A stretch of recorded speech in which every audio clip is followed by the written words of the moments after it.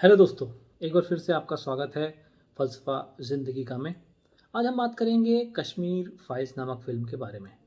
इस फ़िल्म ने लगातार सभी का ध्यान अपनी ओर खींचा है। लगभग 100 करोड़ से अधिक का व्यवसाय करने के उपरांत फ़िल्म क्रिटिक्स की भी काफ़ी तारीफ बटोर रही है। लेकिन वहीं दूसरी ओर एक बड़ा तबका इस फ़िल्म के विरोध में भी बातें कर रहा है। उनका मुख्य आरोप यह है कि फ़िल्म एक एजेंडे पर आधारित है और भारतीय जनता पार्टी को फ़ायदा पहुंचाने के लिए विवेक अग्निहोत्री के द्वारा इसे एक खास मकसद से बनाया गया है। ऐसे में प्रश्न यह उठता है कि क्या ऐसी फ़िल्मों को इस आधार पर खारिज किया जाना चाहिए या उचित माना जाना चाहिए? मेरे विचार में एक मजबूत लोकतंत्र में फ्रीडम ऑफ एक्सप्रेशन या अपनी बात कहने की स्वतंत्रता एक सबसे बड़ा अधिकार है। कोई इस बात को किसी एजेंडे पर आधारित होकर कहता है या किसी विशेष भाव से प्रेरित होकर कहता है, उसका क्या उसके संबंध में उसकी रिसर्च है, क्या उसकी सोच है, वो किस तरह से उसे सामने रखता है, ये उसका अपना हक है।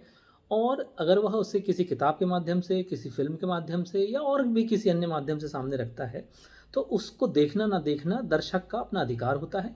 दर्शक चाहे उसे देखें और चाहे ना देखें, चाहे देखकर उस पर अपनी टीका-टिप्पणियाँ करें, चाहे ना करें, यह उनका अपना अधिकार है।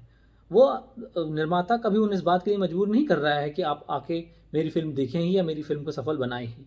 उसे ऐसा लगा कि उस विषय वस्तु को जनता के सामने लाना चाहिए, तो उसने अपने रिसोर्सेज़ का इस्तेमाल करके उस विषय को उठाया और लोगों ने उसे पसंद किया। अब इसके बाद यदि कोई व्यक्ति इस पे अपनी आपत्ति जताता है या इस आधार पे आक्षेप लगाता है कि यह किसी विचारधारा विशेष से प्रेरित है, तो इससे उसका विधवा विलाप ही माना जाएगा। विशेष रूप से कांग्रेस का पार्टी का समर्थन करने वाले लोग इसका खासा विरोध कर रहे हैं, यह कहकर कि तत्कालीन समय में जगमोहन राज्यपाल थे और उस समय केंद्र में भारतीय जनता पार्टी के समर्थन वाली सरकार थी। इस बात को फ़िल्म में छुपाया गया। ये कोई छुपाने वाला तथ्य नहीं है। फ़िल्म निर्माता का, फ़िल्म निर्देशक का अपना एक परिप्रेक्ष्य होता है, जिसके हिसाब से वह चीज़ों को देखता है और सामने रखता है।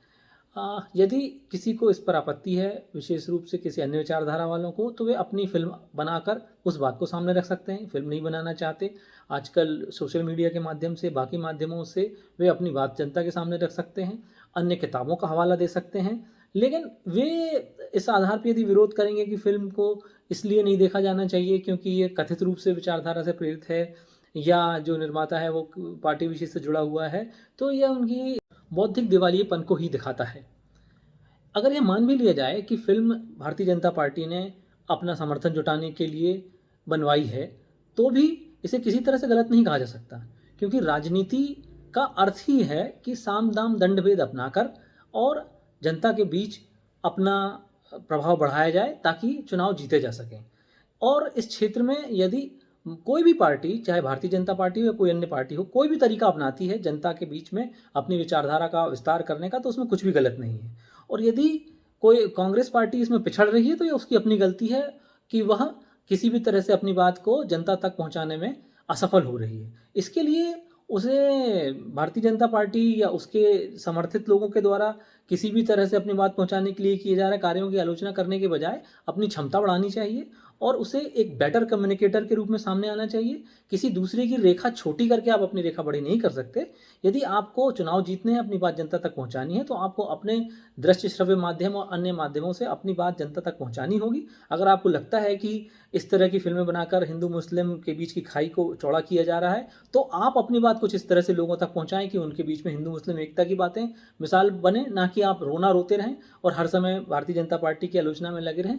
अतः मैं कहना चाहूँगा कांग्रेस के साथियों से कि सकारात्मक राजनीति करें और ऐसे अन्य माध्यमों के तरीकों से और अन्य तरीकों से अपनी बात जनता तक पहुँचाएँ, बेटर कम्युनिकेटर बने, ना कि हमेशा आलोचना में व्यस्त रहें। धन्यवाद।